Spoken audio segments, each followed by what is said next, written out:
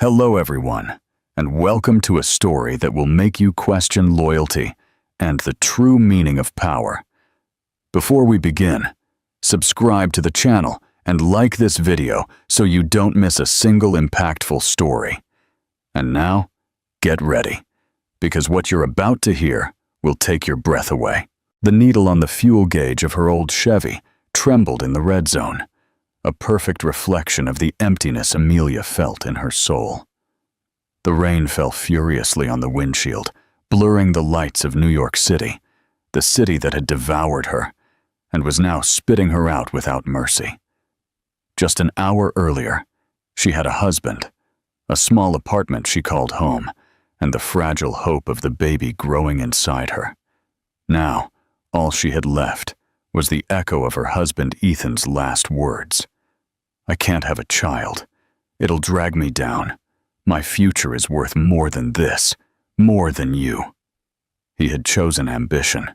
He had chosen another woman, and he had cast her aside, pregnant and penniless, unaware that the woman he had just thrown away could buy his entire future with the loose change in her pocket. This isn't the story of a scorned woman. It's the story of an empire fighting back. Life, for Amelia and Ethan Thorne, had been like a fragile crystal snow globe, beautiful within its small, hermetic world. Their fifth-floor walk-up in a less glamorous neighborhood was tiny. The pipes groaned in winter, and the smell of the neighbor's stew was a permanent resident. But for Amelia, it was a palace. It was the place where Ethan, her handsome and ambitious husband, would come home from his job as a junior associate at Coleman & Associates, take off his one good suit, and become simply her Ethan. He would rub her tired feet after her double shifts at the coffee shop and whisper promises of a future where their biggest worry would be choosing which European city to spend the summer in. Amelia had met Ethan in college. She, an orphan with no family to speak of, told him a story that evoked his sympathy and made him feel like her protector. She worked tirelessly, putting her own dreams on hold to support his. Every dollar she earned in tips went into their joint fund, a jar on their kitchen counter filled with her crumpled bills and his loose change. She believed in him with a fierce, unwavering loyalty that was absolute.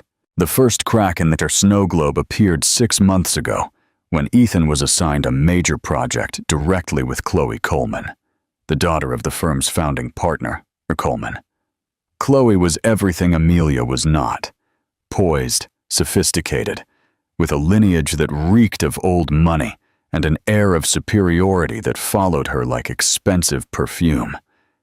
Ethan started coming home later. The smell of coffee grease on his clothes was replaced by the faint scent of Chloe's Chanel No. 5. He spoke less of their future and more of his career path. "Chloe thinks I have real potential," he'd say, his eyes shining with a new, harder light. "She's introducing me to people, important people." Amelia, ever the supportive wife, just smiled and nodded, ignoring the knot of unease tightening in her stomach. She told herself this was the break they had been waiting for him, for them. Then, 2 blue lines on a plastic test changed everything. She had planned a special dinner, a small splurge on a steak and a cheap bottle of sparkling cider. She imagined his face, the surprise, the joy. She imagined they would sit on their rickety sofa, hands on her still flat belly, planning a new, brighter future with a third member. When he finally came in, long after midnight, he didn't even notice the carefully set table. He was distracted, agitated, and he smelled of whiskey and that damned perfume. "Ethan, I have something to tell you," she began, her voice trembling with a mix of excitement and nerves. "Not now, Amelia," he snapped, running a hand through his perfectly styled hair. "I had an incredible night. A damn good night." "I did too," she smiled, but the smile didn't reach her eyes. Chloe and her father took me to the Century Club. Me. Can you believe it? The steak grew cold on the plate. The fizz in the cider went flat. That's wonderful, honey. But this is important. She took a breath. Ethan, I'm pregnant. The silence that followed was heavy and suffocating. The air in the small apartment seemed to solidify, pressing in on them. Ethan looked at her, his expression shifting from surprise to disbelief, and then to something cold and horribly calculating. He slumped onto the edge of the sofa, his head in his hands. He didn't ask her if she was okay. He didn't ask her if she was happy. His first words were, "God, no, not now." "What do you mean, not now?" Amelia asked, her heart beginning to beat with a painful, panicked rhythm. "This is a good thing. A baby, Ethan. Our baby." He looked up, and the man she loved was gone. In his place was a stranger, a man with the cold, calculating eyes of a boardroom shark. "A baby?" he scoffed, the word sounding like poison in his mouth. "Amelia, do you have any idea what's happening in my life right now? The Colemans are talking about making me a junior partner. Partner, Chloe. She sees a future for me. For us." "For us?" The word got stuck in her throat. "What about us?" "This," he said, gesturing to their small apartment, to the life they had built. "This was a stepping stone, Amelia. I thought you understood. A waitress and a baby. That's not the image of a junior partner at Coleman and Associates. It's an anchor, a liability." The cruelty of his words hit her like a physical punch. She staggered back, her hand instinctively going to her belly. "So what are you saying?" she whispered, though she already knew the answer. "I'm saying you need to get rid of it," he said, his voice devoid of emotion. "It's the only logical solution." Tears streamed down her face, hot and silent. "No, I won't. I could never." He stood up, his face a mask of frustration and contempt. "Then you're a fool. Chloe and I are getting serious. Her father approves. This is my moment, Amelia. My one shot at the life I deserve. I won't let you, or that," he gestured dismissively at her belly, "ruin it for me." The front door opened without a knock. Chloe Coleman was there, wrapped in a coat, looking at Amelia with an expression of pure disdain. "Ethan, darling, is this sorted?" Her voice was soft as iced poison. "Chloe," Ethan said, his voice instantly changing, becoming softer. Supplicating. Chloe ignored him and took a step inside the room, her eyes sweeping over Amelia's worn maternity blouse. "I see, so the little charity case is trying to trap you. How cliché." She pulled a checkbook from her designer bag. "Let's cut the drama. How much does it take for you to disappear and take care of your little problem?" Amelia felt a surge of rage, so potent it momentarily eclipsed her pain. "My baby isn't a problem, and my husband isn't for sale." Chloe raised a perfectly sculpted eyebrow. "Oh, darling, I'm afraid he already is, and I paid the asking price." She looked at Ethan, who couldn't meet her gaze or Amelia's. He just stared at the floor. The image of a coward. "Get out!" Amelia said, her voice low and dangerous. "Both of you, get out of my house!" "Your house?" Ethan finally spoke, his voice dripping with condescension. "The lease is in my name, Amelia. The job that pays for it is mine. You have nothing." He walked to the closet, pulled out his one beat-up suitcase, and threw it on the floor. "You're the one who has to leave. I'll have my lawyer send you the divorce papers. Don't try to contact me." "Ethan, please!" she pleaded. The fight drained from her, replaced by a deep, cold despair. "Don't do this. I love you. We're going to have a baby." He didn't look at her. He simply stood by the door, holding it open as the cold, rainy night air rushed in. "The life I want is out there, Amelia, and it doesn't include you." Chloe smiled a triumphant, cruel smirk. She walked over to Ethan, looped her arm through his, and gave Amelia one last dismissive look. "Goodbye, Amelia. Try to have a nice life." The door closed with a click, a sound as definitive as a gunshot. Amelia was left alone in the middle of the room, with the uneaten steak, the flat cider, and the shattered snow globe of her life surrounding her.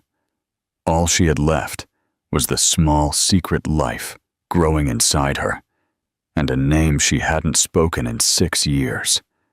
A name that could buy and sell Ethan Thorne and the entire Coleman dynasty 1,000 times over. Vance. She was Amelia Vance, and her period of playing poor was officially and painfully over. The city lights, once symbols of shared dreams, were now just a cruel, blurred watercolor through her tear-filled eyes. What would you do in Amelia's shoes? Would you fight, or would you give up? Let me know in the comments below.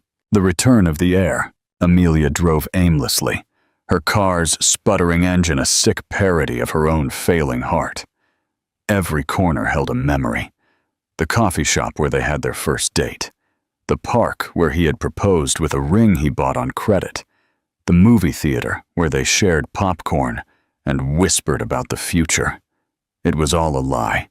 A carefully constructed fiction she had willingly co-authored. The car finally gave out in a desolate alley slick with rain, miles from anywhere she recognized.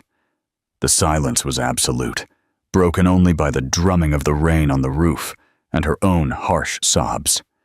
She was homeless, jobless, pregnant, and completely alone.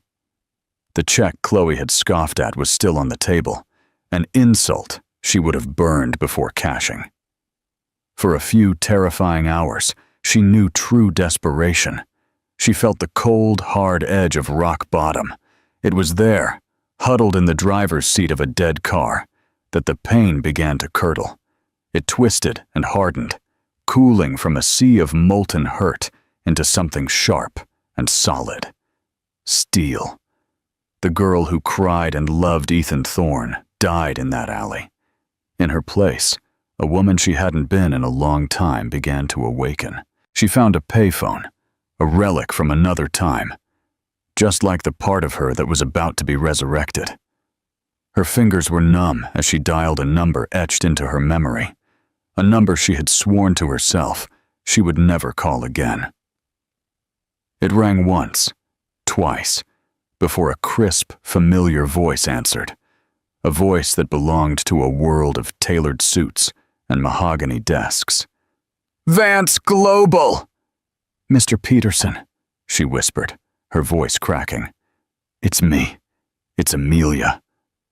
There was a pause on the other end of the line, a silence so deep she thought he might have hung up. "Ms. Vance, my God, where are you? Are you all right?"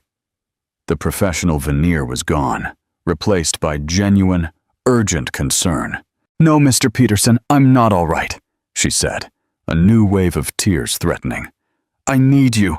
I need to come home." The words felt strange, like a language she had forgotten. Home wasn't the cramped apartment. Home was a sprawling, multi-billion-dollar global conglomerate, a dynasty built by her formidable and controlling father, Mr. Vance.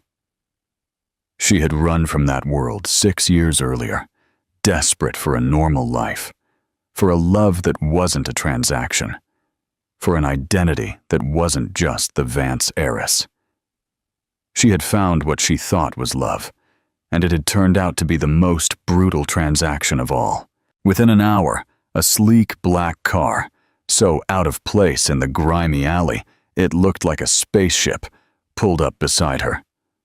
A chauffeur in a black suit opened the door, and Amelia, in her cheap, damp clothes, stepped out of one life and into another. The journey back was a blur.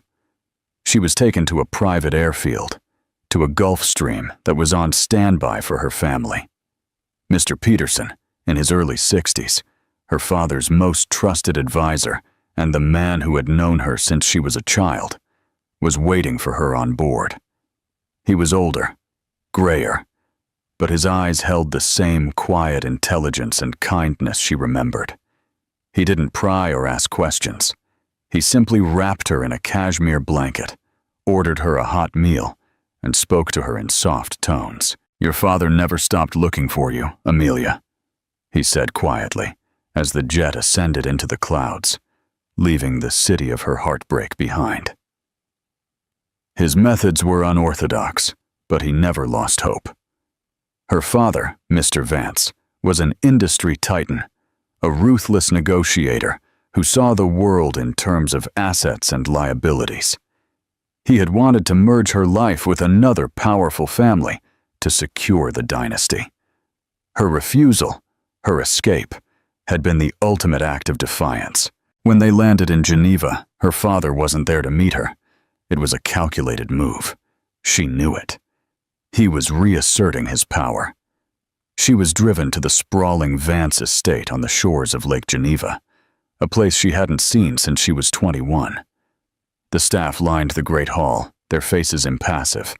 It was no longer a home. It was a headquarters.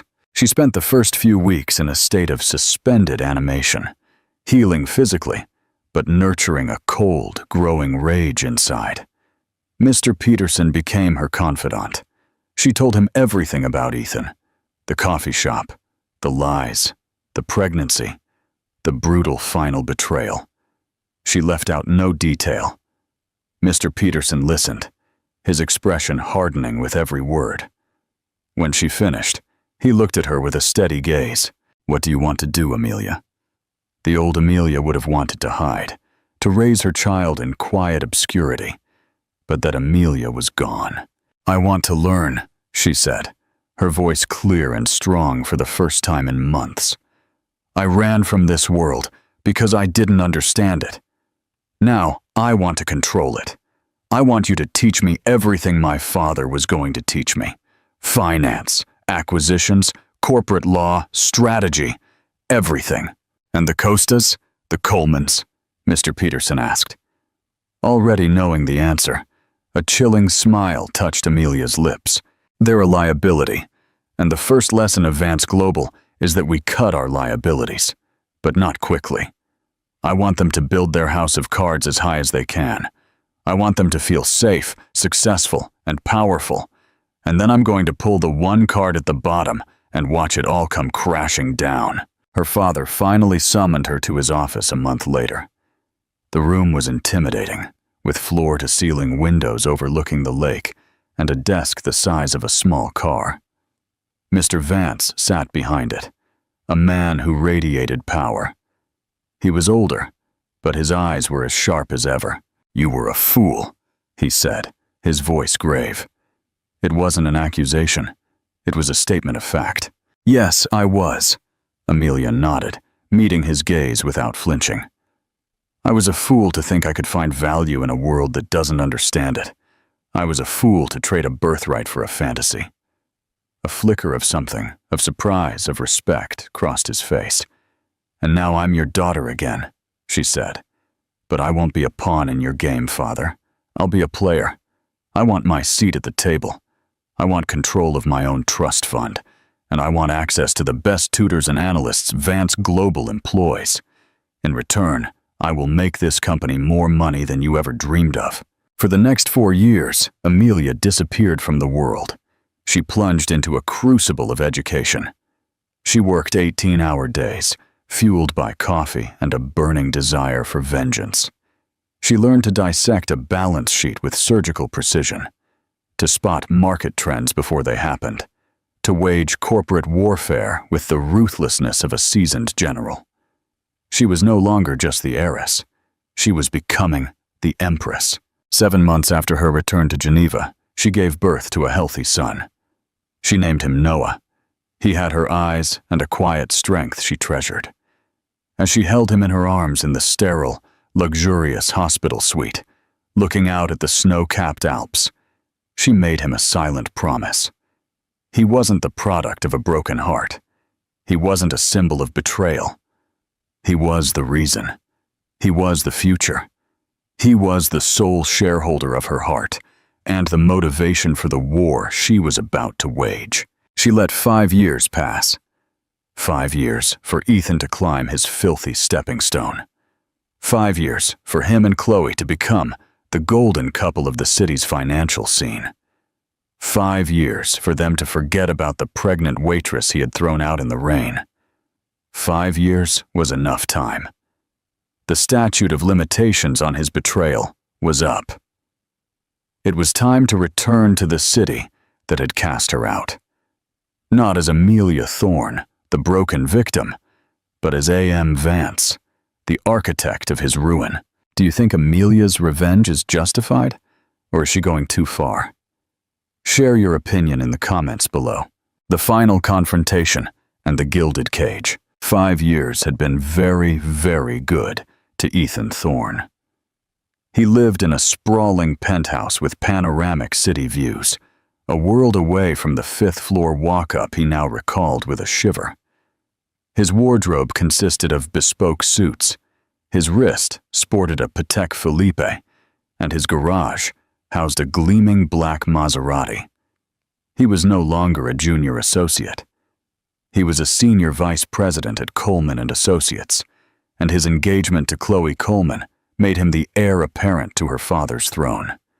He had become everything he had ever wanted to be: successful, respected, powerful, and rich. He and Chloe were the darlings of the city's society. Their photos regularly graced the society pages. They were the perfect couple, a union of old money and new ambition. The memory of Amelia had faded into a boring, inconvenient footnote in the story of his life. Ethan had convinced himself he had done the right thing, the only thing a man with his ambition could have done. He had made a clean break. He had sent the divorce papers to the last address he had for her, a rundown women's shelter she had apparently stayed at for a week before disappearing completely. They came back unopened. He had hired a private investigator for a month, more to appease his own conscience than for any real concern. The investigator found nothing. Amelia Thorne, the poor, pregnant waitress, had simply vanished. Ethan told himself she had probably met someone else, some other simple man, for her simple life. He imagined she had had the child and was living somewhere in subsidized housing, a fate he considered both regrettable and deserved. It was a neat, clean story that allowed him to sleep soundly in his 1,000-thread-count sheets. He had escaped. He had won. His life was a gilded cage, and he was blissfully unaware of the bars. The first hint of a storm came on a Tuesday morning. It didn't arrive as a thunderclap, but as a whisper in the hallowed halls of Coleman & Associates. A major real estate development deal they were financing, the ambitious Project Phoenix, had hit a snag. A small, unknown investment firm, Orion Holdings, had quietly bought up the debt of 2 key subcontractors, effectively giving them leverage over the entire project timeline. Mr. Coleman, a man whose temper was as legendary as his fortune, was furious. "Who the hell is Orion Holdings?" he thundered in the boardroom, his voice echoing off the polished mahogany. "Find out who is behind this, and make this problem go away, Ethan. This project is my legacy." "On it, Mr. Coleman," Ethan said, with his usual smooth confidence, though a tickle of unease ran down his spine. It was a minor problem, an annoyance, but it was sloppy. He put his top analysts on it. The reports that came back were frustratingly vague. Orion Holdings was a shell company, its ownership hidden behind layers of international corporations. But the money, the real capital, seemed to trace back to a single powerful source, a European private equity firm that had been making aggressive and brilliant moves all over the globe. The name was whispered with a mix of awe and fear in financial circles. Vance Capital. The name meant nothing to Ethan. It was just another shark in a sea of sharks. He spent a week trying to initiate a dialogue with Orion Holdings, but his calls went unanswered. His emails were ignored. They weren't negotiating. They were just sitting there, a silent, immovable object in the path of his biggest deal. The pressure from Mr. Coleman mounted daily. His relationship with Chloe, which was based more on mutual ambition than genuine affection, began to show cracks under the strain. "You told my father you had this under control," Chloe said one afternoon, her voice sharp as she sipped her Chardonnay. "This little setback is making you look incompetent." "It's not a setback. It's a strategic play by a competitor. I'm handling it," he insisted, loosening his tie. He began to have strange dreams of rain and a stalled car, the faint smell of coffee, the accusing eyes of a woman he had tried so hard to forget. He would wake up in a cold sweat, the luxury of his penthouse feeling like a prison. He dismissed it as stress. A month later, a second blow landed. A reputable financial news outlet ran a story detailing potential environmental regulation violations at the Project Phoenix construction site. It was a minor infraction, something that would normally be handled with a quiet fine. But the story was written with such precision, backed by leaked internal memos, that it caused a nightmare. Coleman and Associates' stock dropped 7%. Investors got nervous. Ethan felt like he was fighting a ghost. These attacks were too precise, too well-timed. Someone wasn't just competing with them. They were trying to dismantle them, piece by piece. The source of the leak was impossible to trace, but the journalist who ran the story had recently received a very generous grant from a philanthropic foundation. A foundation whose primary benefactor was, according to public records, the Vance family. Still, the name meant nothing. It was a coincidence. It had to be. The final piece of the puzzle clicked into place during a tense meeting with the firm's board. Their primary lender for Project Phoenix, a major bank, was demanding a portion of their loan back due to the project's instability. It was a crushing blow. "Who is behind this?" Mr. Coleman demanded, his face purple with rage. "Who is pressuring them?" The firm's head of legal, a man named Peterson, cleared his throat nervously. "Sir, it seems that over the last 6 months, Vance Capital has become a significant, albeit silent, partner in the bank's global lending division. They have acquired a controlling stake." Ethan felt a sudden, inexplicable chill. Vance Capital. The name was no longer just a name. It was a specter, a phantom hand, guiding all of his misfortunes. "I want a meeting," Mr. Coleman roared. "I don't care who this Vance is. Get them in a room. We'll make a deal. Everyone has a price." Peterson paled slightly. "That's the other thing, sir. We've been trying. They've been elusive. But their primary representative in New York has finally agreed to a meeting to discuss the full acquisition of Project Phoenix's distressed assets." "Who is it?" Ethan asked, leaning forward. "Who are we meeting?" Peterson looked down at the file in his hands. "The representative is flying in from Geneva tomorrow. All communications have been through her chief of staff. We don't know much, only her name and title." He paused, flipping through a page. "She is the CEO of European operations for the Vance portfolio. Her name is A.M. Vance." The air in the 40th floor boardroom of Coleman and Associates was thick with a tension that the state-of-the-art climate control system could not disperse. Ethan stood next to Mr. Coleman, both men staring at the city skyline, their reflections staring back at them like ghosts. They were in their best suits, corporate armor, for a battle they didn't quite understand.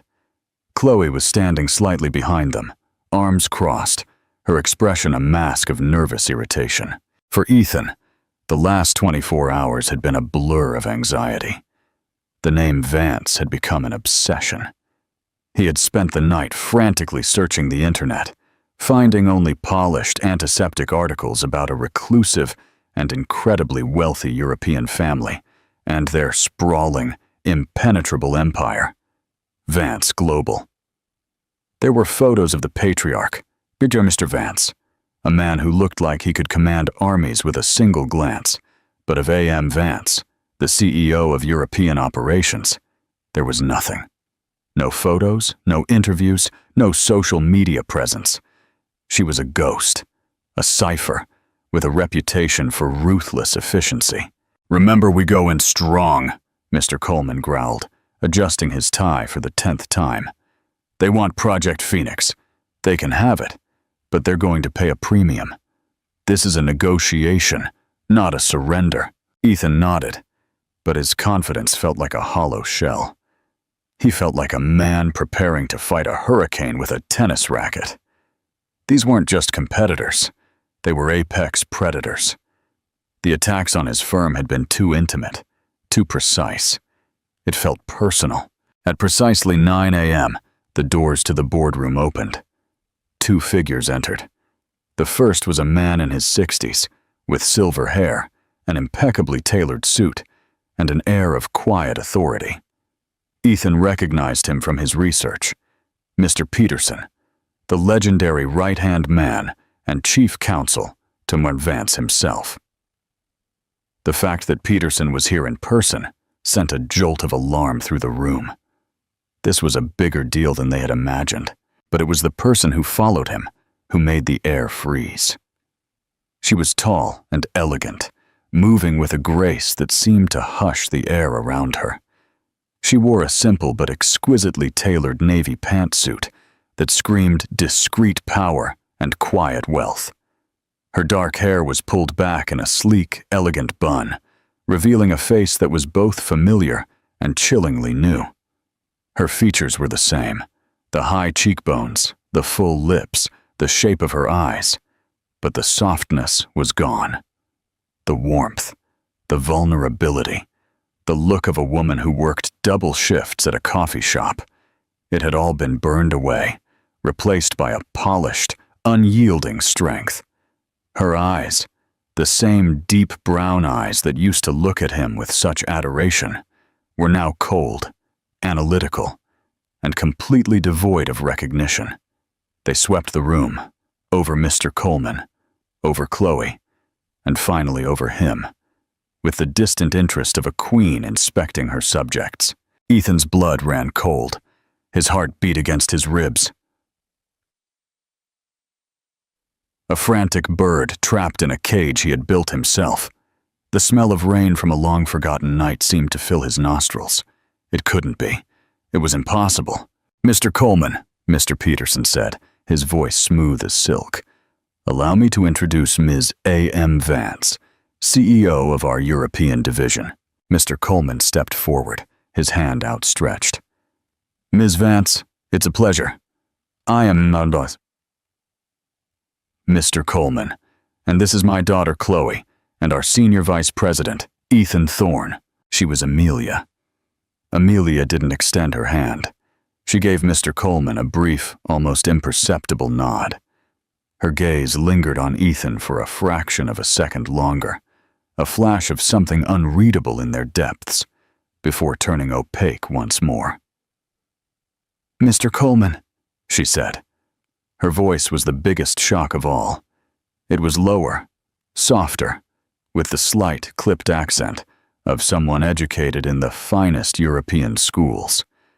The kind, sincere voice that had whispered, "I love you," was gone, replaced by the cold, measured cadence of command. "Let's not waste time on formalities. My flight back to Geneva is this afternoon." The 3 men stood in stunned silence. Ethan felt the floor had dropped out from under him. His mind reeled, trying to connect the dots. The poor orphan, the Vance empire, the systematic and targeted destruction of his career. It wasn't a coincidence. It was a plan, a meticulously crafted 5-year act of revenge. Amelia and Mr. Peterson took a seat on the opposite side of the vast table. She placed a slim, leather-bound portfolio in front of her, but she didn't open it. She didn't need to. She already knew everything. "Project Phoenix is failing," she began. Her tone was flat and factual. "Its financing is unstable, Its construction is stalled by regulatory non-compliance, and its public image is shattered. You are losing money and credibility in droves." Mr. Coleman bristled, his face reddening.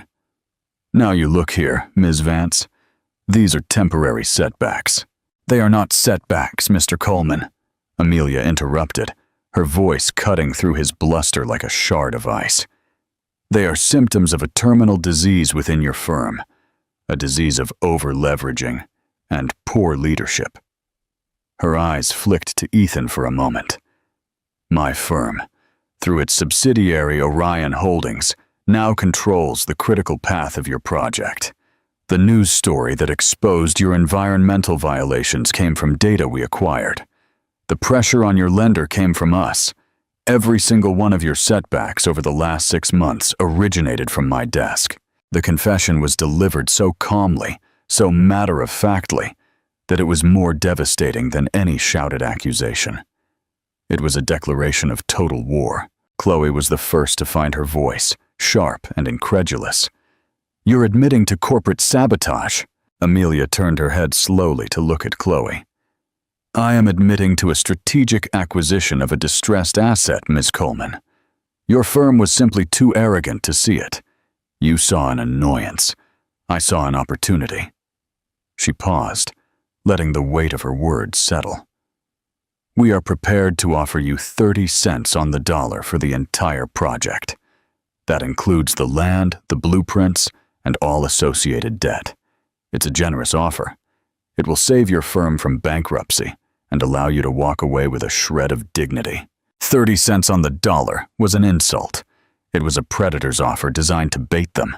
"That's outrageous!" Mr. Coleman slammed his hand on the table. Amelia didn't flinch. "The offer is on the table for 1 hour. After that, it drops to 20 cents, and we will begin foreclosure proceedings on the subcontractor's debt, which will freeze your construction indefinitely and trigger a default on your main loan. The choice is yours." Ethan finally found his voice, a choked, raspy sound. "Amelia." The name hung in the air like a forbidden word. Amelia gave him her full attention for the first time. The mask of the CEO slipped for just a second, and in her eyes, he saw a flash of the woman he had destroyed, a flash of immense, ancient pain now forged into something unbreakable. "I'm sorry," she said, her voice dripping with glacial irony. "Do I know you?" The denial was more brutal than any admission. She was erasing him, erasing his past, erasing everything. He stared at her, the woman he had thrown out in the rain, now sitting across from him, holding the fate of his entire world in her perfectly manicured hands. He had discarded her because he thought she was a nobody. He had just discovered she was a queen, and she had returned to burn his kingdom to the ground. Did Amelia's revenge go too far, or was it the perfect response? Tell us what you think in the comments below. The cost of ambition and the reclaiming of a life. The hour Amelia gave them was the longest hour of Ethan's life. The boardroom, once a symbol of his power and success, became a pressure cooker of panic and recrimination. The moment Amelia and Mr. Peterson left, the facade of unity crumbled. "What the hell was that, Ethan?" Chloe said, her face a streaked purple. "You know her. She used your last name." "No, I knew someone named Amelia years ago," Ethan stammered, his mind a chaotic whirlwind. "A long time ago, she was a nobody, a waitress. She told me she was an orphan. It can't be the same person." "She didn't look like a nobody to me," Chloe shrieked, her voice shrill with panic. "She looked like she could buy this whole building with her lunch money. And she has it in for us. For you. What did you do to her?" Ethan couldn't answer. How could he explain? "I left her when she was pregnant and penniless to be with you, Chloe. I threw her out in the rain because I thought she was worthless." The truth was a toxic bomb that would annihilate what was left of his life. The firm's legal and financial teams scrambled, running models and making frantic calls. The conclusion was unanimous and grim. Amelia's assessment had been brutally accurate. They were trapped. Her moves had been so strategic, so impeccably executed, that she had them in a corporate checkmate. To reject her offer meant a swift and public bankruptcy. To accept it meant financial ruin, a humiliating defeat from which Coleman and Associates would likely never recover. With minutes to spare, a sweaty, defeated Mr. Coleman made the call. They accepted the offer. Project Phoenix, his legacy, was sold for scraps, but Amelia was just getting started. The acquisition of the project wasn't the end game. It was simply the opening salvo. In the weeks that followed, Ethan's world unraveled, thread by thread.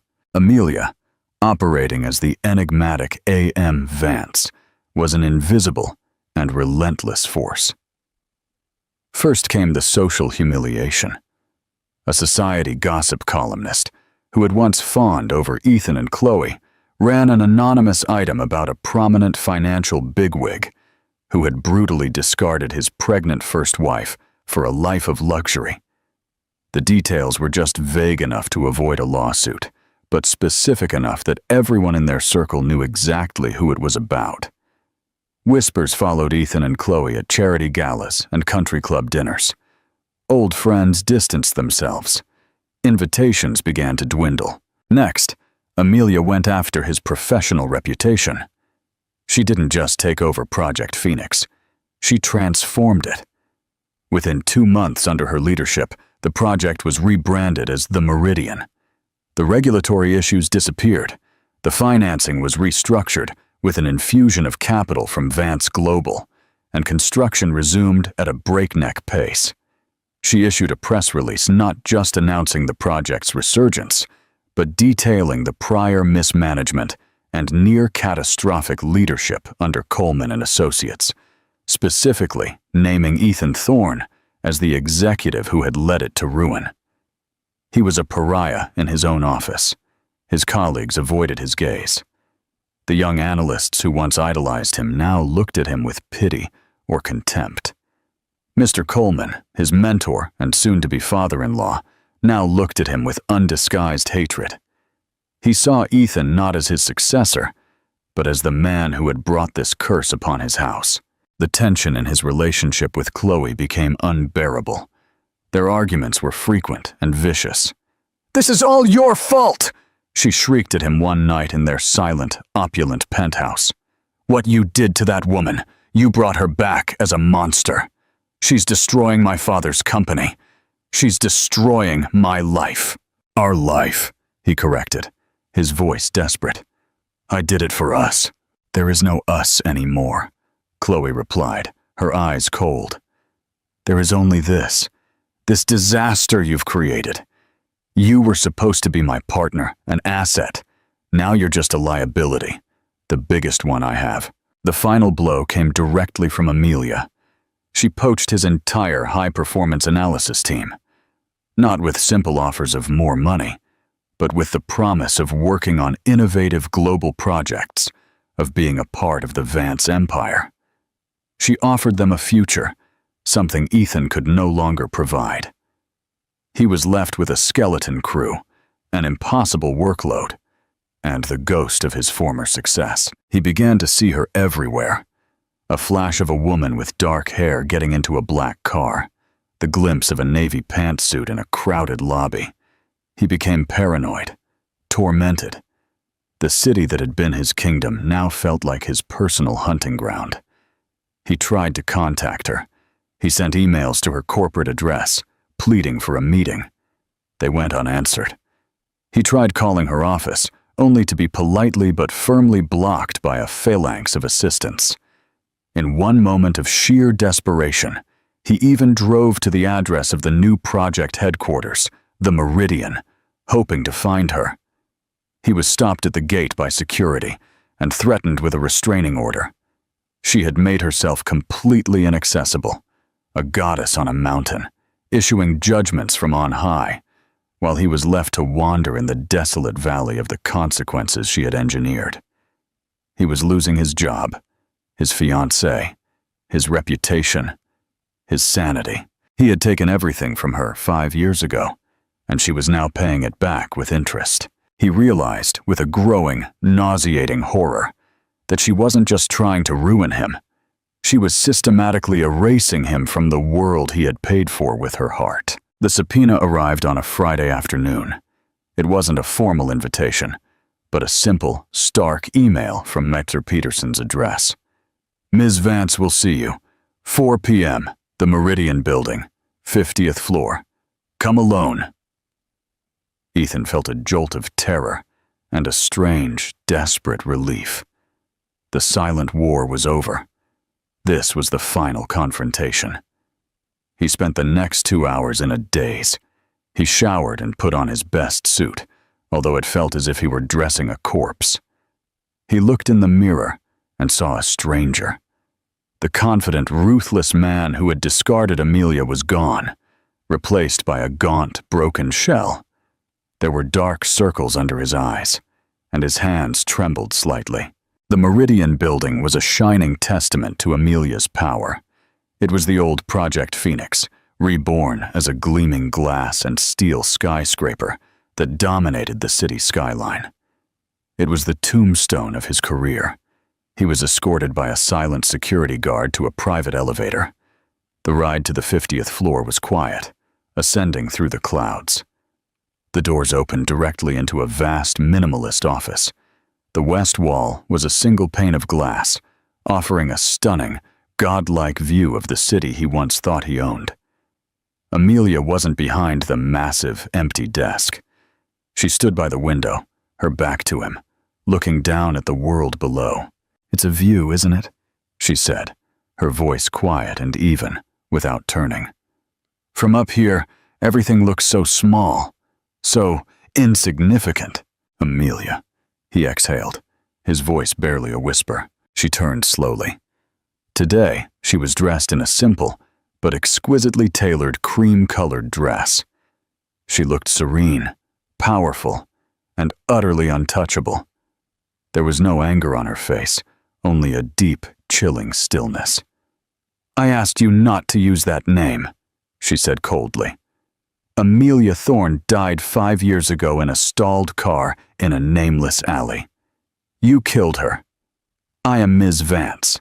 "Please," he said, taking a step forward. "We need to talk. What do you want from me?" "Money. I don't have much left, but I'll give you whatever you want. Just make this stop." A small, bitter smile touched her lips. "Money? You think this is about money?" She gestured around the magnificent office. "You have nothing that I could possibly want, Mr. Thorne." She walked to her desk, her movements fluid and deliberate.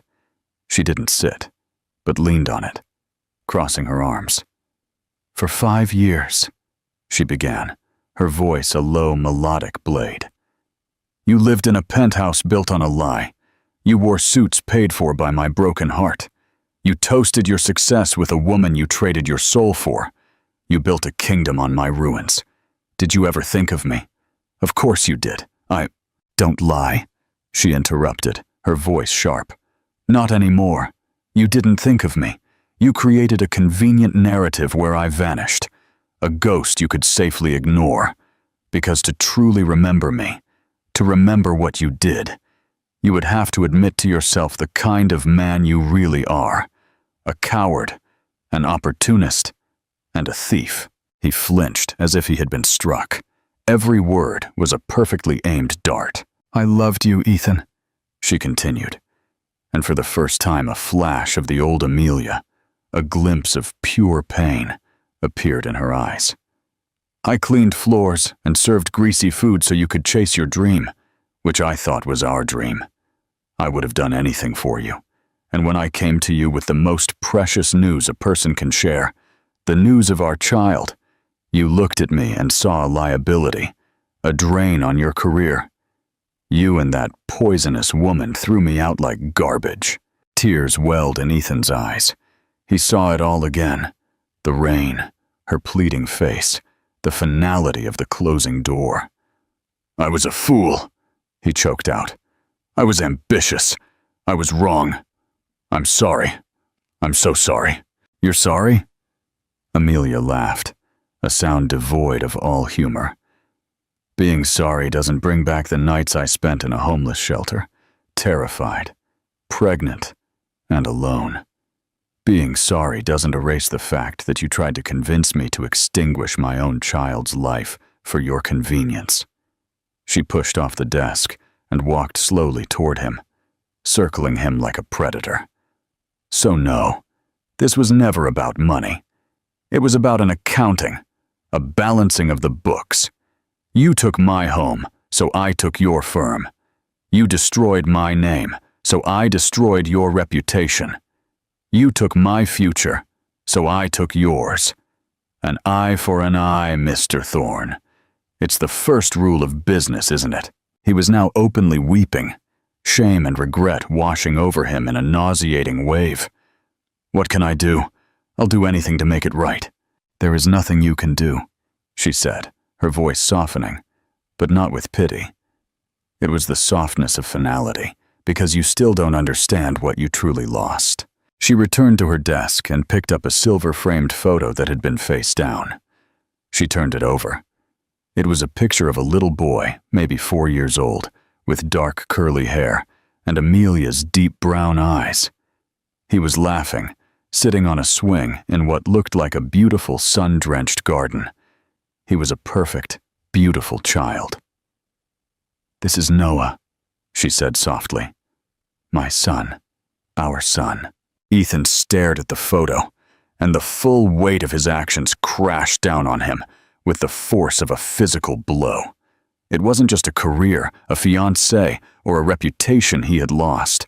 It was this child, this laugh, a life, a family. He's beautiful," he stammered, reaching out a hand as if to touch the photo. Amelia pulled it away sharply. "Yes, he is. He's smart and he's kind, and he's the center of my entire universe.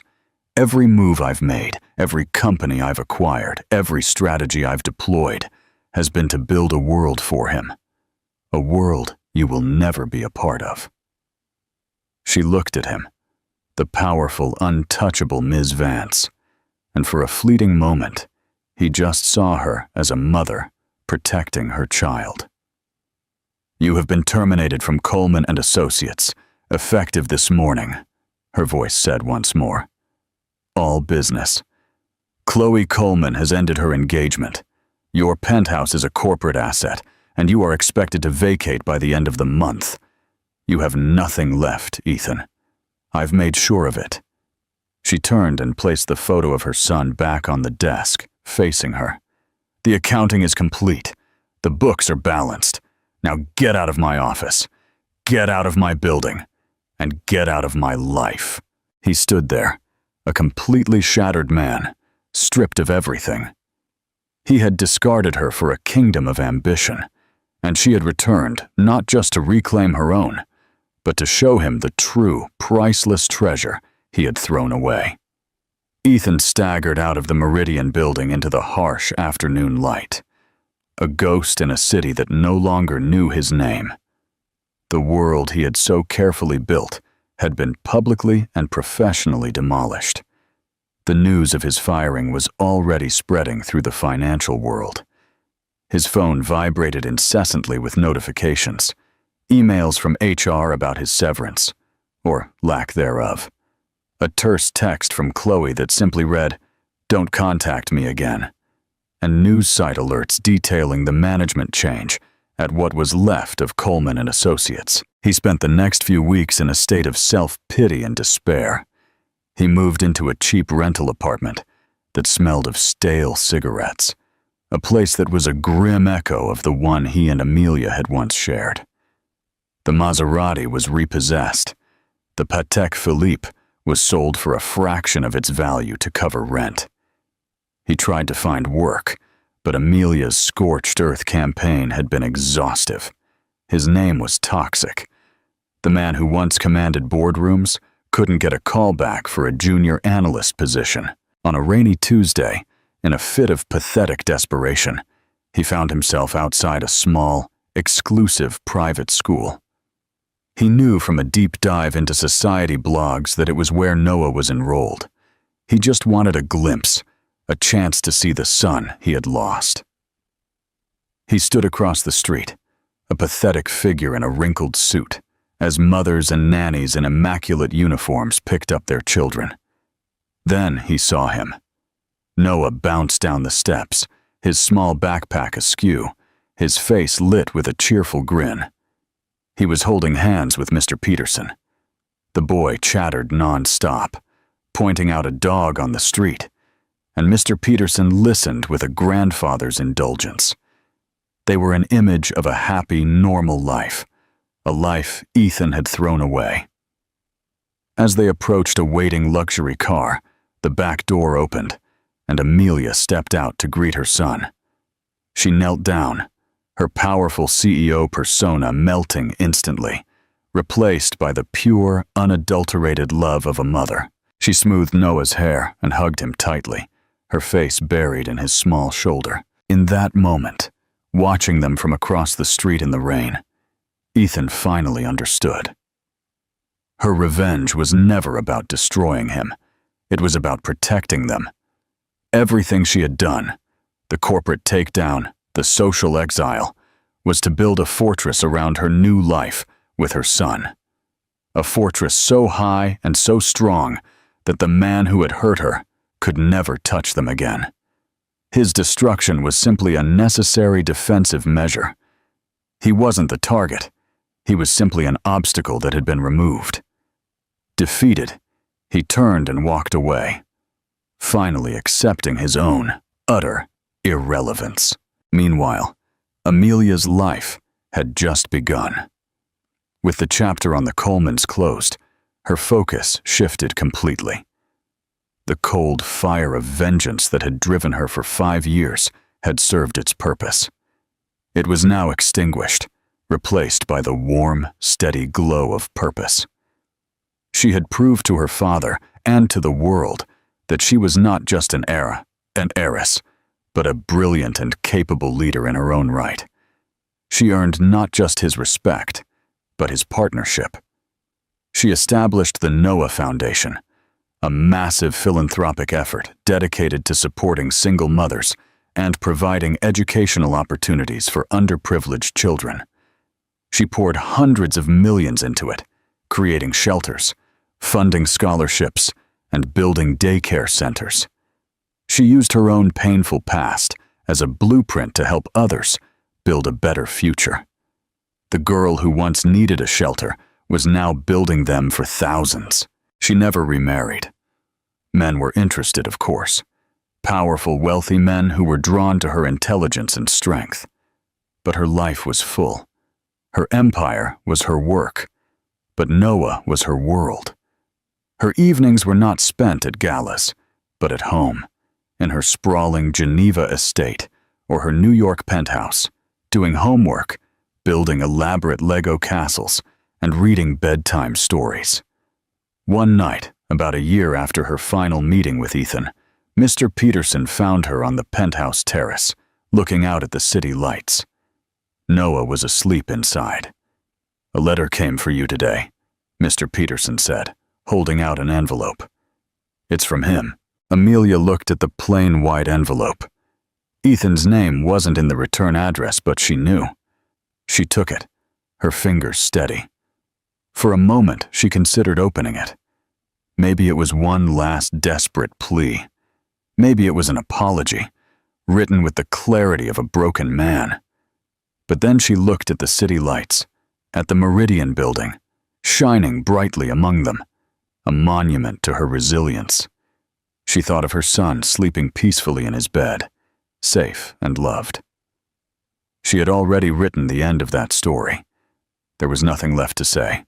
Without reading it, Amelia tore the letter in half, then into quarters, and let the small white pieces of paper flutter from her hand, catching the wind and scattering over the vast, indifferent city below, like the ashes of a life she no longer lived. She had her revenge, but she had found something far more valuable in the process: peace. She was not the wife who was discarded. She was Amelia Vance, the woman who built an empire from the ashes. Not for revenge, but for the future. and her reign had just begun. Amelia's story is a powerful reminder that our deepest wounds can often become the source of our greatest strength. It's a journey from ultimate betrayal to absolute triumph, proving that true revenge isn't about destroying someone else's life, but about building yours into something magnificent and unbreakable. If her incredible journey from a rain-soaked alley to the pinnacle of power moved you, please show your support by hitting that like button. What did you think of her epic revenge plan? Let us know your opinion in the comments below. We read every single one, and for more fascinating stories of resilience and redemption, be sure to subscribe to our channel and hit the notification bell. You won't want to miss what comes next. A betrayal or a liberation. The sweetest vengeance. The sound of the key turning in the lock used to be the melody of home, the signal that their world was complete. But on a rainy Tuesday in October, it became the echo of a shattered life. For Julia, 8 months pregnant and humming a lullaby in a room she had painted a cheerful yellow, that sound marked the end of everything she knew. Her husband, Michael, didn't just walk out the door.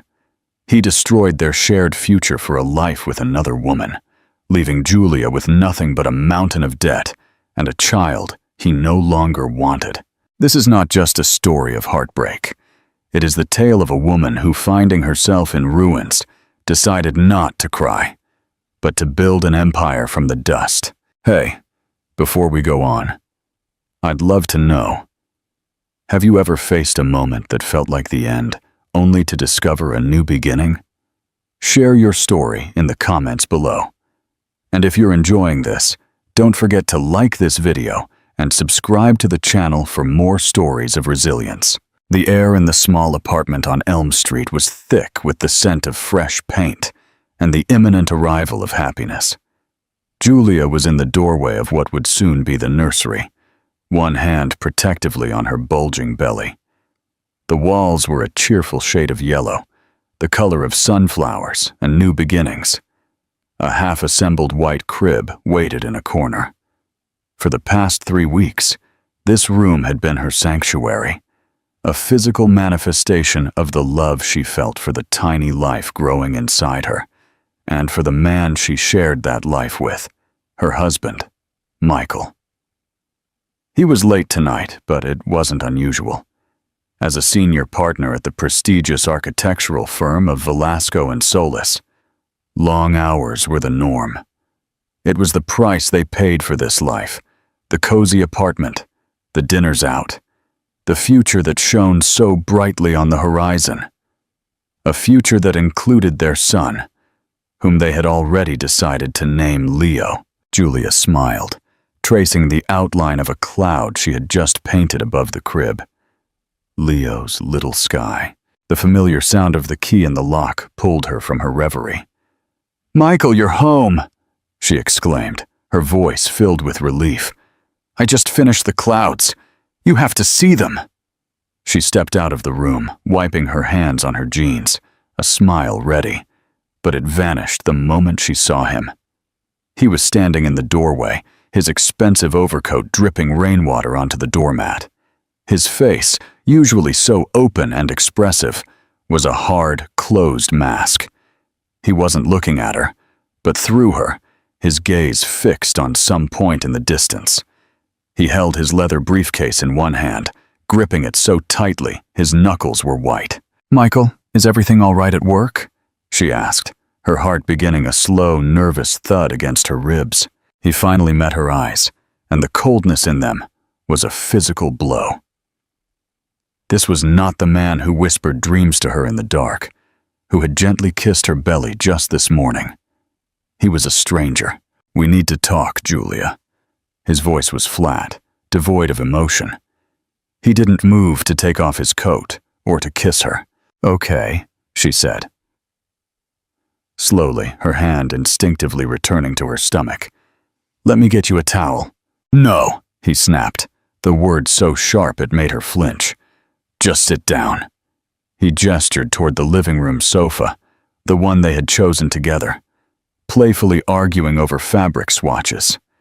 She moved to it as if in a daze, every instinct screaming that her world was about to tilt off its axis. He remained standing, like a prosecutor before an accused. "I'm not happy, Julia," he began, the words clinical and rehearsed. "I haven't been for a long time." Julia stared at him, bewildered. "What are you talking about? We were just planning the baby shower last week. You were so excited." "Maybe that's the annoyance." A flicker of something crossed his face. I was trying to make it work for the sake of the situation." "The situation?" she repeated, the word tasting like poison. "You mean our baby? Our son?" "It's not that simple," he said, now pacing, the movement agitated. "There's someone else." The three words hung in the air, sucking all the oxygen out of the room. Julia felt as if she'd been plunged into icy water. She couldn't breathe. She couldn't think. The yellow nursery, the half-built crib, the smell of paint. It all seemed to belong to a different life, a different woman. "Who?"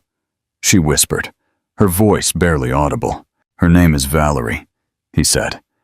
And the way he said the name, with a kind of reverence, was another knife to her heart. "She's a new partner at the firm, a client on the Development Mirador project.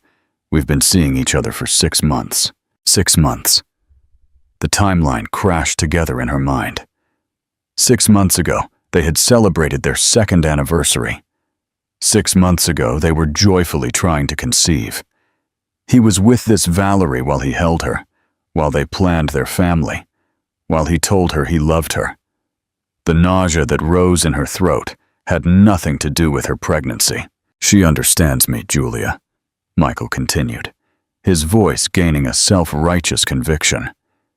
"She sees my ambition. We connect on a level that you and I just don't anymore. A level I don't have." Julia found her voice, a tremor of fury running through it. "I gave up my career as a graphic designer to support yours. I moved to this city for you. I'm carrying your son, Michael. What level of connection is deeper than that?"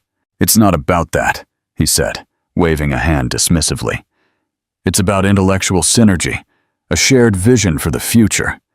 Valerie and I are going to be a power couple. We're closing a multi-million-dollar deal in Marbella next month." He talked about Marbella and power couples while she stood in her 2-bedroom apartment covered in paint, her body heavy with his child. The sheer cruelty of it was stunning. "So what happens now?" she asked, her voice dangerously low. "I'm leaving. I've already put a deposit down on a new apartment with Valerie in the Zenith Tower," he said, naming one of the most exclusive buildings in the city. "My things are being collected tomorrow. My lawyer will be in touch with you about arrangements." The finality was absolute. There was no discussion, no remorse. It was a business transaction, a life, a marriage, a family being liquidated. "Arrangements?" she repeated, a bitter laugh escaping her lips. "You can't be serious, Michael. Look at me. I'm 8 months pregnant with your son. You can't just walk away." "This is the part I knew you wouldn't understand," he sighed, running a hand through his perfectly styled hair. "The baby complicates things, I'll admit, but it doesn't change the fundamental truth. I'm in love with Valerie. Being here with you would be a lie, and I won't live a lie." "So you lied for 6 months instead," she shot back, her pain momentarily eclipsed by a searing rage. He had the decency to look away. "I wanted to find the right time." "The right time? When, Michael? After our son was born? Were you going to wait until I was in labor to tell me you had a new family?" He didn't answer. He simply walked over to the desk in the corner and pulled out a checkbook. He scribbled something quickly, tore the check out, and placed it on the coffee table. "This should cover you for a few months," he said, his tone that of a man settling an account. "To get you on your feet." Julia looked at the slip of paper. It felt like the ultimate insult. He thought he could buy his way out of his vows, his responsibilities, his own child. She stood up, her body trembling. and walked over to the table. She picked up the check, looked him straight in the eye, and slowly, deliberately, tore it into 4 perfect squares. She let the pieces flutter from her fingers to the floor. "I don't want your money," she said, her voice shaking but firm. "I want you to leave. Now." For the first time, a flicker of uncertainty appeared in his eyes. He had expected tears, begging, hysterics. He had not expected this cold, defiant strength. It unnerved him. Without another word, he turned and walked to the door. He paused with his hand on the knob. "My lawyer is Roberto Perez," he said, still with his back to her. "He'll be in touch." And then, he was gone. The door closed, a sound of deep and irreversible finality. The silence it left behind was a deafening roar. Julia stood frozen in the middle of the living room, the torn pieces of the check at her feet. Her gaze drifted to the open doorway of the nursery, to the yellow walls, and the half-built, empty crib. The smell of paint was no longer cheerful. It was suffocating. She sank to her knees, a single, guttural sob tearing from her chest.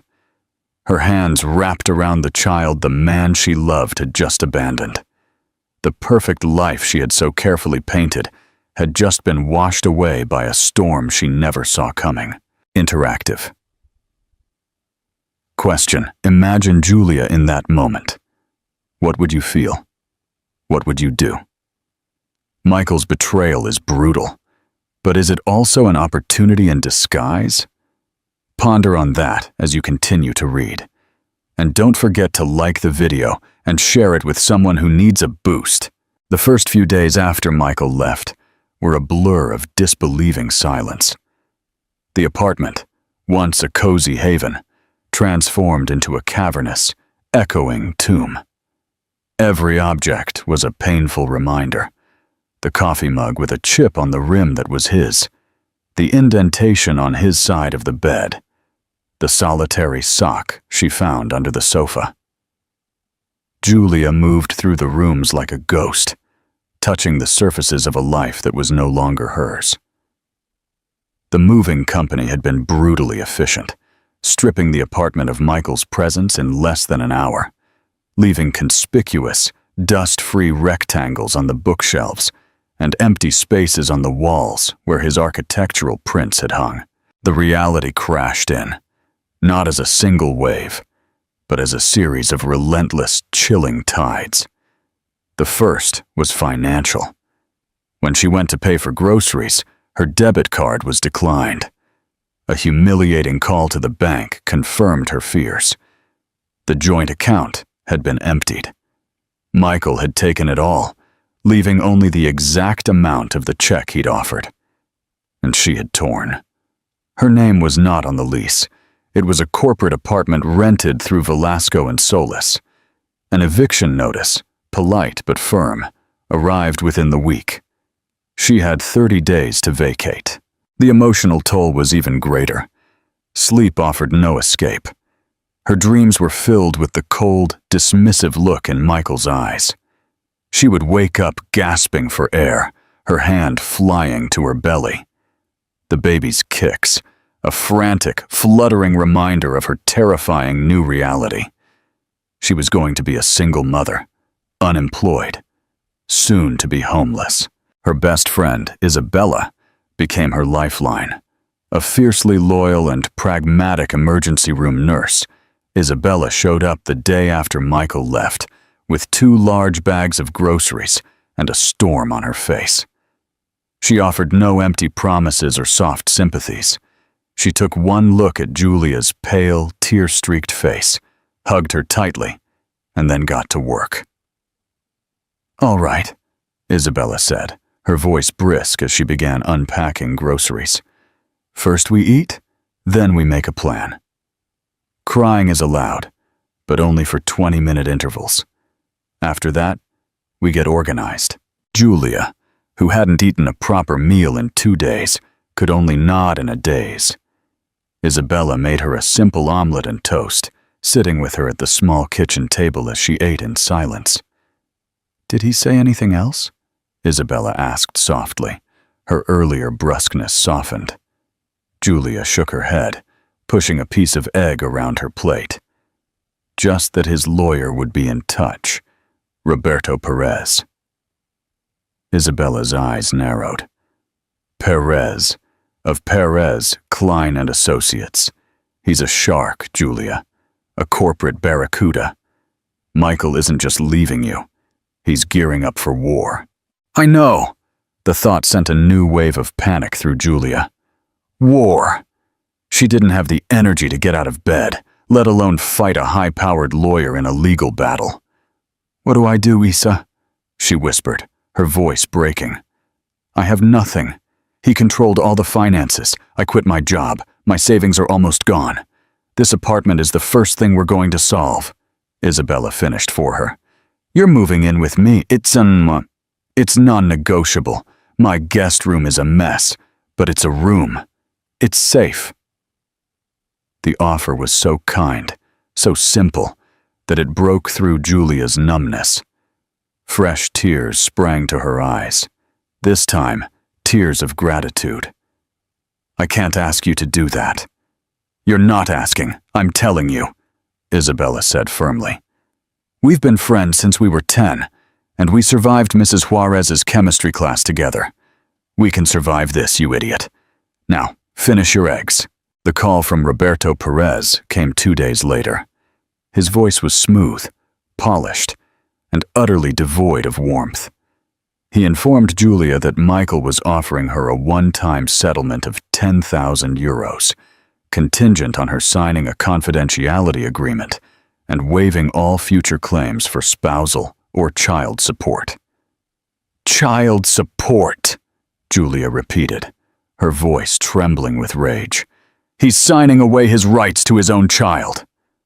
Mr. Michael feels it is best to make a clean break, Perez responded coolly.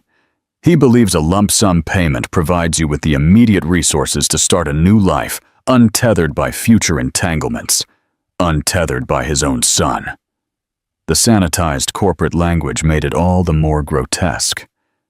Tell Mr. Michael, Julia said, her voice dripping ice. To go to hell. She hung up the phone, her hand shaking. The bravado lasted about 5 minutes before the crushing weight of her situation returned. She was turning down 10,000 euros, money she desperately needed, on principle. But what good was principle when you couldn't afford diapers? The lowest point came a week before she was due to move out. She was trying to pack, but the task felt monumental. Every box she filled was an admission of defeat. She sank to the floor of the half-dismantled nursery, surrounded by boxes of tiny clothes and unread parenting books. The yellow walls seemed to mock her with their false cheerfulness. The pain was a physical weight on her chest, making it hard to breathe. She felt utterly and completely alone. She wasn't just losing a husband. She was losing the entire future she had believed in. She was a failure. A discarded, pregnant woman nobody wanted. She curled into a ball, her body racked with sobs, her hands gripping her belly as Leo kicked inside, oblivious to his mother's despair. She cried for her lost love, for her unborn son's lost father, and for her own shattered identity. She cried until she had no tears left, leaving her feeling hollow, a fragile shell of the woman she used to be. Lying there on the cold wood floor, surrounded by the ruins of her life, Julia had finally hit rock bottom. The silence of the empty apartment was broken only by her ragged breathing. There was nowhere to go but up. But in that moment, she couldn't even imagine how to stand. Interactive question.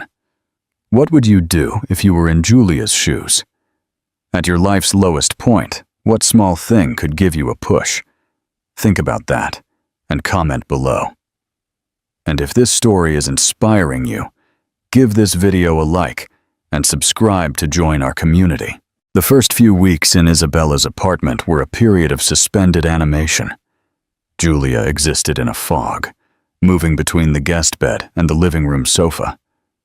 Isabella was a patient and unwavering presence, leaving her food, checking on her, but mostly giving her the space to grieve.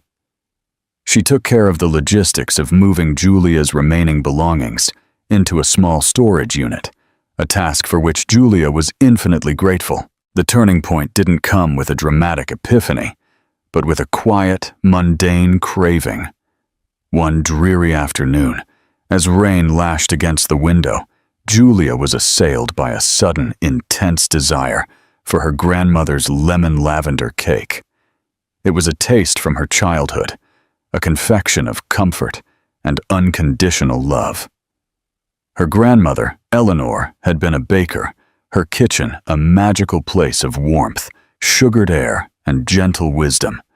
She had passed away 3 years prior, leaving Julia with her cherished, handwritten recipe book. On a whim, Julia asked Isabella if she still had the box labeled Fragile Kitchen from the storage unit. Isabella, sensing the first glimpse of life in her friend in weeks, retrieved it that same night. Julia carefully lifted the worn, leather-bound book from the box. Its pages were brittle and stained with vanilla and butter, the familiar cursive script a balm to her soul. She found the recipe, its instructions interspersed with Eleanor's little notes. Be patient with the zest. That's where the sun lives. Isabella's kitchen was small, but it had the basics. Julia found flour, sugar, eggs. She sent Isabella out for lemons and dried lavender. As she began to measure and mix, something inside her began to shift. The rhythmic, familiar actions were meditative. Creaming the butter and sugar, zesting the lemons, folding in the flour.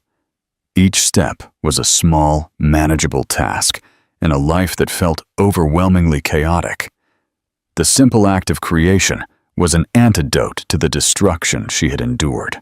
As the cake baked, a fragrant, hopeful aroma filled the small apartment, chasing away the stale air of despair. When it was done, she drizzled it with a simple glaze and sprinkled lavender buds on top. It looked exactly as she remembered. She and Isabella sat at the small kitchen table, and each took a bite. The flavor was a revelation. Bright, sweet, floral, and deeply comforting. It tasted like sunshine. It tasted like hope. For the first time in over a month, Julia felt a genuine smile reach her eyes. "It's good," she said, surprised by the simple pleasure it brought her. "Good?" Isabella exclaimed, her mouth full. "Julia, this is art. This is the best cake I have ever eaten in my entire life. No exaggeration." That night, Julia couldn't sleep. But for the first time, it wasn't from anxiety. An idea, fragile but persistent, had taken root in her mind. What if she could make this, not just for herself, but as a way to build a life? The next morning she baked again, a sea salt dark chocolate tart, then a batch of cardamom orange oat cookies. Isabella took the extras to the hospital, and her colleagues devoured them within minutes. The nurses started stopping by her apartment on their way home, pressing money into Julia's hand and asking if she had any more of those cookies. A tiny home-based business was born out of Isabella's kitchen. Julia started an Instagram page, posting simple, beautiful photos of her creations. She called her fledgling company Flavors of Home. The name felt right. She wasn't just selling baked goods. She was selling comfort, a small piece of sanctuary in a chaotic world. Orders began to trickle in from friends of friends, then from strangers. She specialized in unique flavor combinations, inspired by her grandmother's book, things you couldn't find in a typical bakery. Her days took on a new rhythm. She woke up early. She baked while the city was still quiet. She managed her orders and social media, and she rested in the afternoon. The work was demanding, especially in her final weeks of pregnancy, but it was hers. every euro she earned, every rave review she received was a brick in the foundation of her new life. One of her regular customers was a kind, elderly man named Mr. Thompson, who lived in the same apartment building. He ordered a small cake every Friday, always paying with a 20-euro note and telling her to keep the change. He was a retired accountant with a sharp mind and twinkling eyes. One Friday, as she delivered his weekly rosemary and pear tart, he invited her in for a cup of tea. "My dear," he said, after they had chatted for a while about her budding business, "you have a remarkable product and a tremendous work ethic, but you are thinking too small." Julia was taken aback. "I'm just trying to make enough to pay for diapers, Mr. Thompson." "Nonsense," he scoffed gently. "An artist should never settle for only selling sketches. You have a brand here, a story. Have you considered a spot at the weekend farmers market or approaching local coffee shops?" He then spent an hour talking to her about the basics of a business plan, profit margins, scalability. He saw something in her that she hadn't dared to see in herself. Not a victim, but an entrepreneur. The conversation with Mr. Thompson lit a fire under her. He didn't just offer advice. He offered a roadmap. He helped her register her business. He helped her apply for a spot at the prestigious downtown farmers market. And he helped her create a simple, effective budget. He even offered her a small, interest-free loan of 2,000 euros from his own savings to cover the initial costs of setting up the market stall, telling her to consider it an old man's investment in a sweeter future. 2 weeks before her due date, Julia worked her first day at the farmer's market. She was exhausted. Her back ached, and she was terrified nobody would buy anything. She sold out in 3 hours.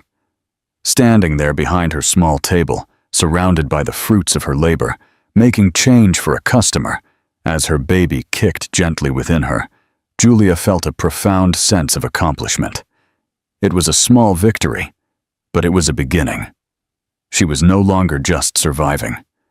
She was building, one cake at a time. Leo was born on a crisp November morning. A healthy, beautiful baby boy, with a shock of blonde hair and his mother's determined eyes.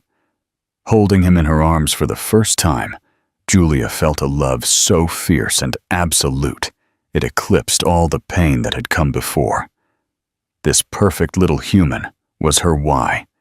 He was the reason she had to succeed, the motivation behind every early morning and every late night. The first few months were a whirlwind of sleepless nights, endless diaper changes, and the constant sweet scent of milk and baking flour.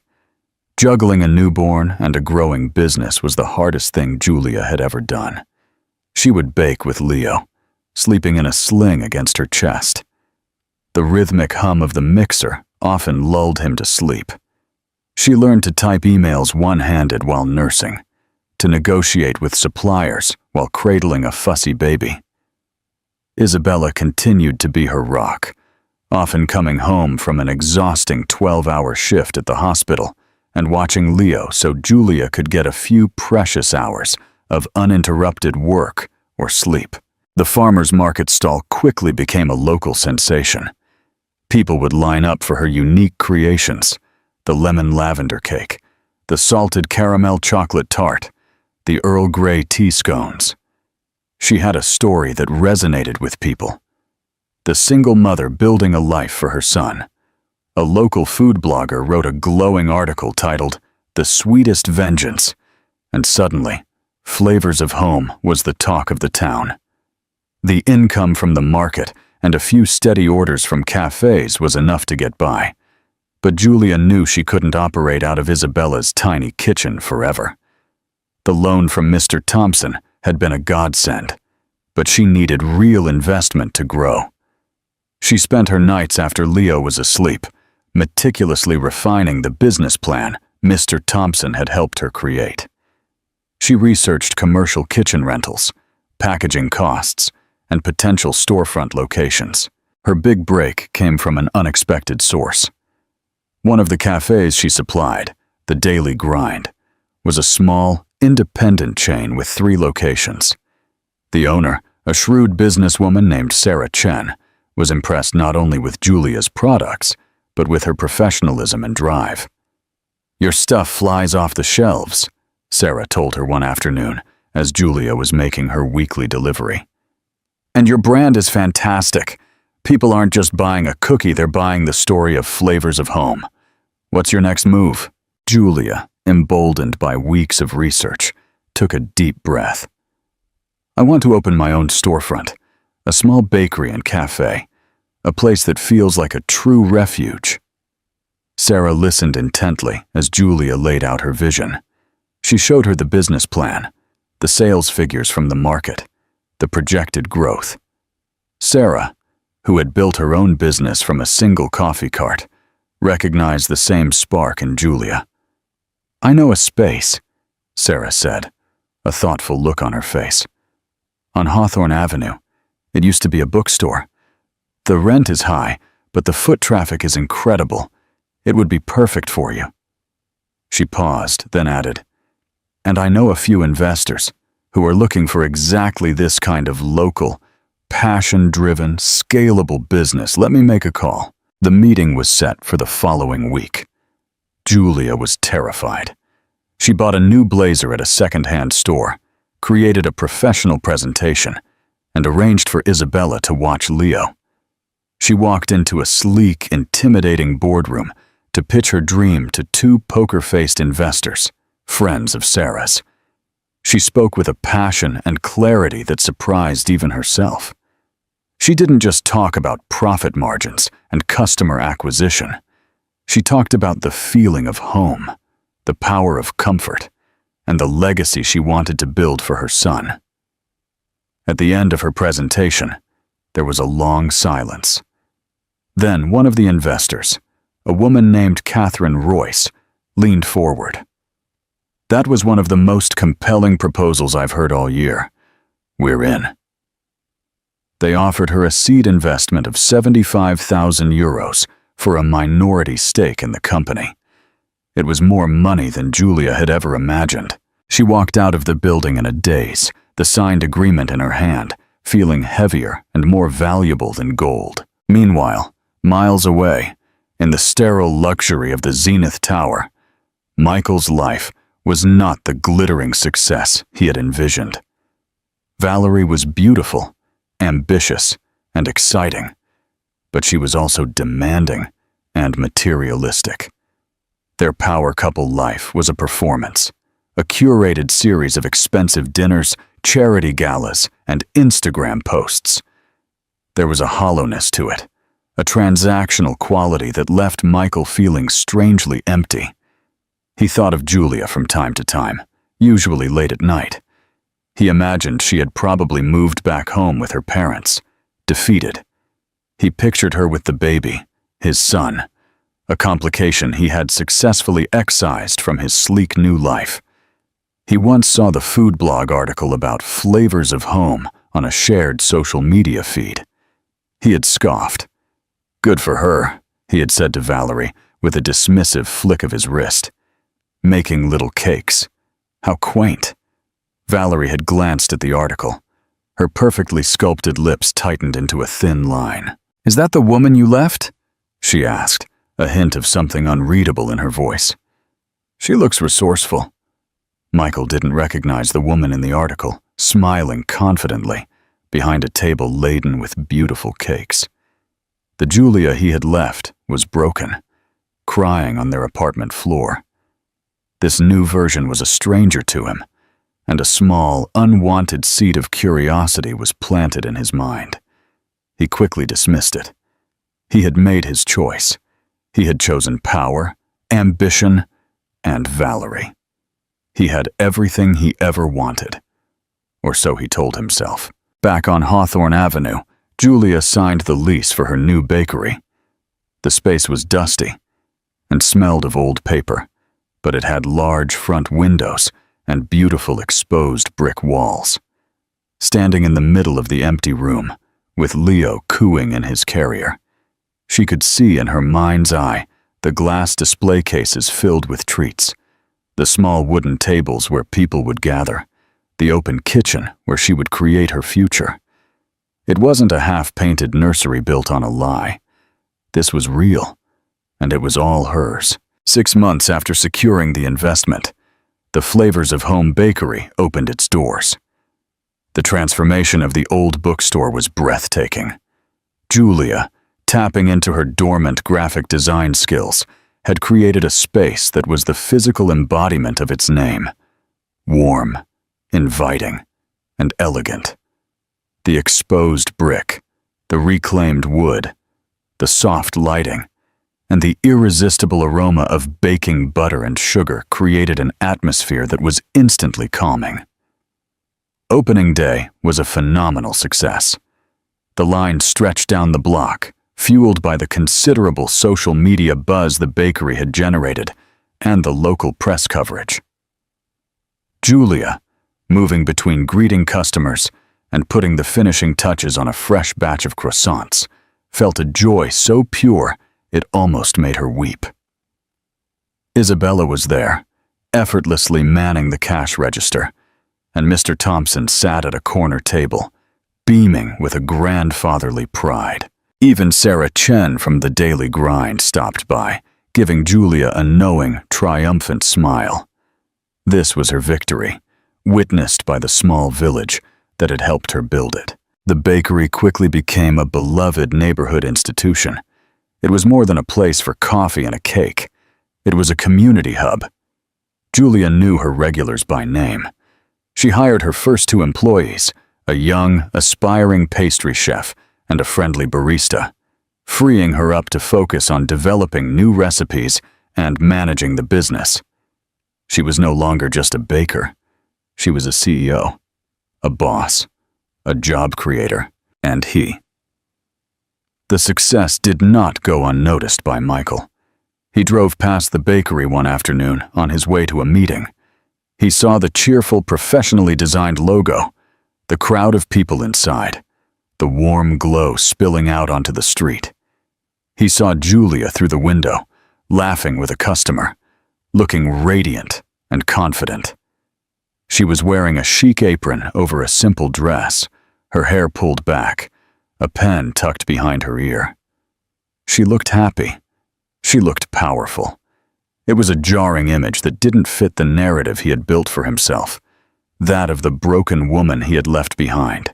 The true encounter, however, came at a city-sponsored festival, the London Festival of Flavors. Flavors of Home had a prominent stall, and Julia was personally handing out samples of her new seasonal creation, a spiced pumpkin and maple tart. The line was one of the longest at the event. Suddenly, a shadow fell over the counter. Julia looked up from the customer she was serving, and her smile froze. It was Michael, and by his side, clinging to his arm, was Valerie. Valerie was exactly as Julia had imagined, impeccably beautiful, dressed in a designer suit.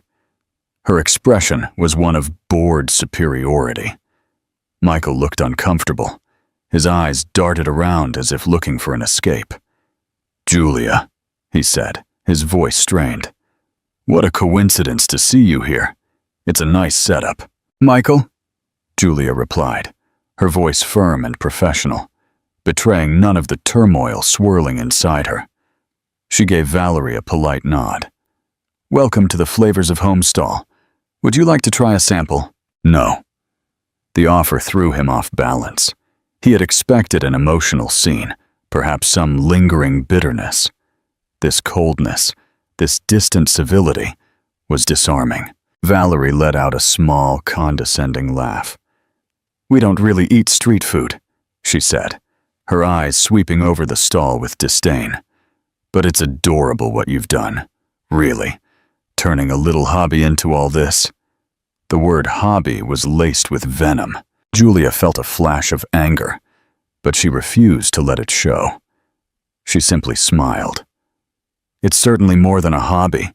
It's my business, my career, and it's doing very well." Michael shifted his weight, clearly wanting the interaction to end.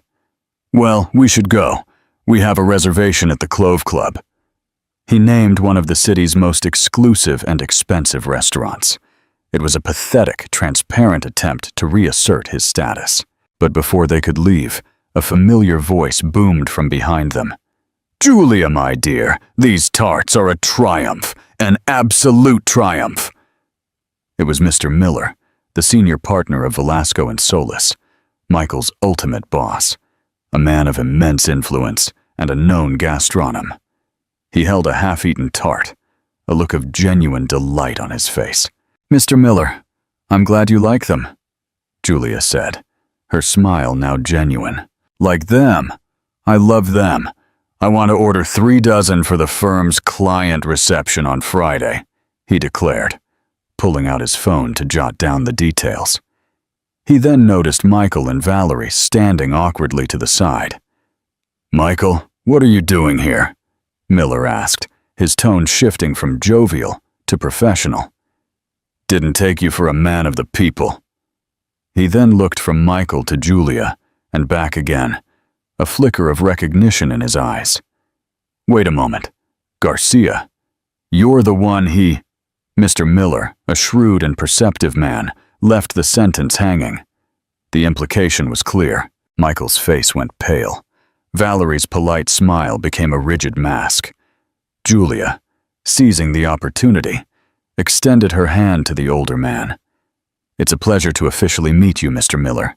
I'm Julia Garcia, and yes, my team and I would be delighted to cater your reception." She had taken control of the situation, calmly and completely, making a business contact with her ex-husband's boss, while Michael stood by. Powerless. The power dynamic had irrevocably shifted. As Mr. Miller discussed delivery details with Julia, Michael grabbed Valerie's arm and pulled her away, muttering a hasty goodbye. They left without looking back, but Julia could feel his humiliation like a heat wave. Valerie was furious. "Did you see that? The way he looked at us, the way she acted so smug. You told me she was a nobody." "She wasn't a nobody," Michael insisted, but his words lacked conviction. He had just witnessed in a public, resounding way that Julia was now very much a somebody. She was a respected business owner, a colleague of his own boss, and in that moment, in front of the man whose approval he most craved, she had made him feel small and insignificant. The sweet taste of his new life suddenly became unmistakably bitter. Question and call to action. Julia's success wasn't just about her. It was a mirror that reflected Michael's failure. Do you think true victory is personal success, or is it seeing the downfall of the person who hurt you? Leave your thoughts in the comments. If you loved this story of empowerment, give this video a like and subscribe to the channel for more inspiring content. The encounter at the festival was a crack in the pristine facade of Michael and Valerie's life. For Michael, seeing Julia's success firsthand and the respect she commanded from his own boss planted a seed of doubt that began to sprout, watered by the growing dissatisfaction in his own life. The intellectual synergy he had boasted of with Valerie had proved to be a ruthless shared ambition that left little room for genuine connection or warmth. Their conversations revolved around money, status, and appearances. The Zenith Tower apartment felt less like a home and more like a showroom, beautiful but cold, lacking the scent of fresh paint and shared dreams that had once filled his apartment with Julia. For Valerie, the incident was a threat. Julia wasn't supposed to be thriving. She was supposed to fade away, a sad footnote in Michael's past. This prosperous, confident version of her was an unwanted complication, a rival in a game Valerie was determined to win. Her possessiveness over Michael intensified. Her criticisms grew sharper, her demands more extravagant. The golden cage had begun to rattle. The real unraveling, however, began within the walls of Velasco and Solis. Gregorio, Michael's partner at the firm, was a meticulous and cautious architect who had always been a little wary of Valerie's aggressive corporate style. He began to notice irregularities in the financial projections for the development Mirador project, the same project that had brought Valerie and Michael together. The figures seemed inflated, and the timelines for material acquisitions didn't quite add up. He raised his concerns to Michael, who, blinded by his infatuation and his desire to impress Valerie, dismissed them. "You're being too cautious, Greg," Michael had said. "Valerie knows what she's doing. This is how big business is done." But Gregorio couldn't shake the feeling that something was wrong. He began his own quiet investigation, working late into the night, cross-referencing invoices and supplier contracts. What he uncovered was a carefully constructed web of deception. Valerie had been systematically overbilling the project through a series of shell companies, funneling the excess funds into an offshore account. The primary vendor she had insisted on using, a company called Apex Innovations, was owned by a man named Simon Ray, Valerie's former business partner and ex-lover. They were siphoning millions from Velasco and Solis, planning to bleed the project dry and then disappear. Meanwhile, Julia's catering gig for the Velasco and Solis reception was a triumph. The firm's wealthiest and most influential clients raved about the sophisticated cakes and impeccable service. Mr. Miller was so impressed, he offered Flavors of Home a permanent corporate contract to supply all their client meetings and events. It was a massive, game-changing deal for Julia's business. The irony was not lost on her. The firm that had enabled her husband to discard her was now becoming her single largest client. One night, desperate and feeling the walls closing in, Gregorio went to the one person he felt he could trust to be discreet and who had a vested interest in the truth: Julia. He found her at the bakery long after closing, sweeping the floor, while Leo slept in his stroller in the corner. He laid out his evidence on one of the cafe tables: bank statements, falsified invoices, corporate records, linking Valerie to Simon Ray. "I know this is a lot to ask," Gregorio said, his voice heavy with stress. "But Michael won't listen to me. He's completely deluded. This is going to destroy him and could ruin the firm. You're the only one who seemed to be able to reason with him." Julia looked at the documents, her heart pounding. It was worse than she could have ever imagined. This wasn't just infidelity. It was a calculated criminal conspiracy. She felt a strange, detached pity for Michael. He had thrown away his family for a woman who was using him as a pawn in a multi-million-euro heist. A week later, Michael showed up on the doorstep of Julia's apartment, the one she now rented in a quiet, respectable building 2 blocks from her bakery. He looked terrible. His face was haggard with dark circles under his eyes. His expensive suit was crumpled. "Can I come in?" he asked, his voice raspy. Julia hesitated. Then she stood aside. Her small apartment was filled with the signs of her new life: Leo's toys scattered on the rug, sketches of new cake designs on the coffee table, the lingering aroma of vanilla. "Valerie left," he said, sinking onto her sofa uninvited. "She's gone. She emptied the accounts. She took everything." Gregorio presented his findings to Miller this morning. "There's going to be a full-scale investigation. I'm going to be ruined, Julia. My career is over." He looked at her, his eyes filled with a desperate, pathetic hope. "I made a mistake," he whispered. "A terrible, unforgivable mistake. She was a fantasy, a mirage. You and Leo are my reality. You were always my reality. I was just too stupid to see it." He reached out a hand for hers. "Please, Julia, let me come home. I can fix this. We can fix this. For Leo. For us. Julia looked at the man before her. The arrogant, cold stranger from that rainy October night was gone, replaced by a broken, desperate shell. For a fleeting moment, she felt a pang of the old love, the memory of the life they were supposed to have. But then she looked past him, to the life she had built on her own.